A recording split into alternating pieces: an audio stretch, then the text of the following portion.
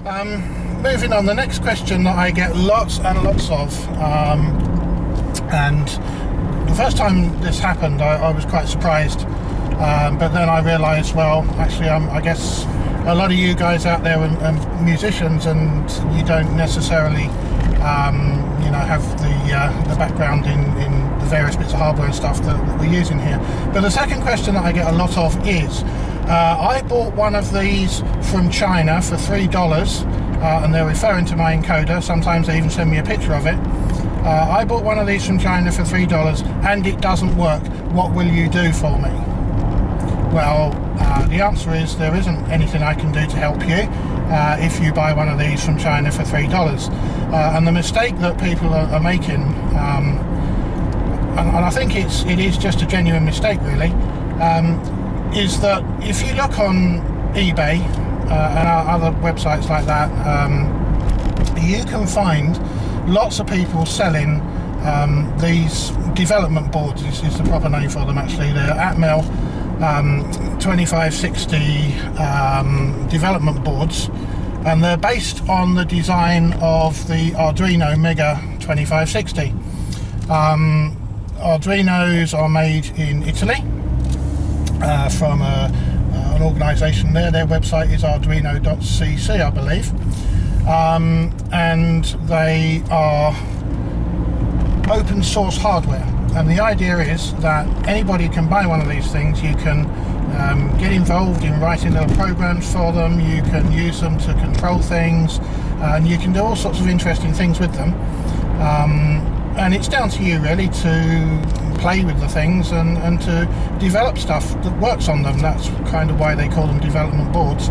And you can buy them very cheaply because being open source, there's no law against anybody producing these things, and the Chinese engineering people have copied the idea. And again, I must stress, there's absolutely nothing wrong with that. It's not illegal, it's open source. That means anybody can use it. It's there for anybody to use. There's no problem with copying the hardware.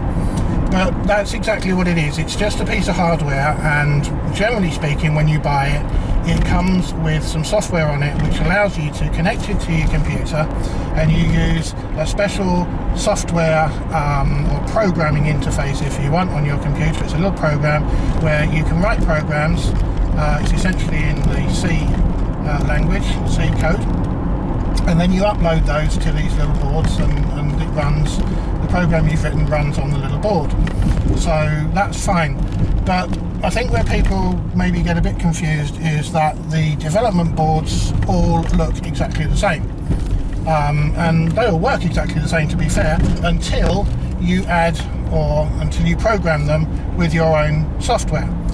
And that's exactly what I've done. That's how our encoders work. It's a copy, or a development board if you like, which is a copy of the Arduino design, and we buy those in, we take off the software that's already on them, and we replace that with the software, the custom software that I've written.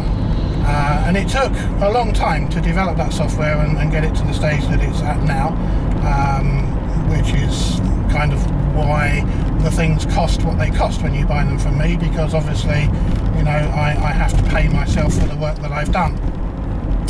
So if you just go and find one that looks the same and you buy it for next to no money, what you're actually buying is just a development board, and that is for you to put your own software on there. Now, I've had one or two guys actually who have written to me and said that that's what they want to do. A couple of guys have written in and said, I want to write my own MIDI program for my own encoder, can you give me any pointers? And I've given them, you know, what pointers I can in an email, really, because there's a lot more to it than that. And there's at least one guy I know of who has successfully done it, because he wrote to me afterwards to thank me for the information I gave him, and he's successfully written his own custom software, and yeah, great stuff. And if that's what you want to do, that's the way to go about it. But if you're just an ordinary user and you just want to put this thing in your organ and convert it to MIDI, then just buying one of those boards is not going to do it, because they don't have my software on them. So the board is just a development board. It's not an encoder at all at that point. So that covers that one, I think.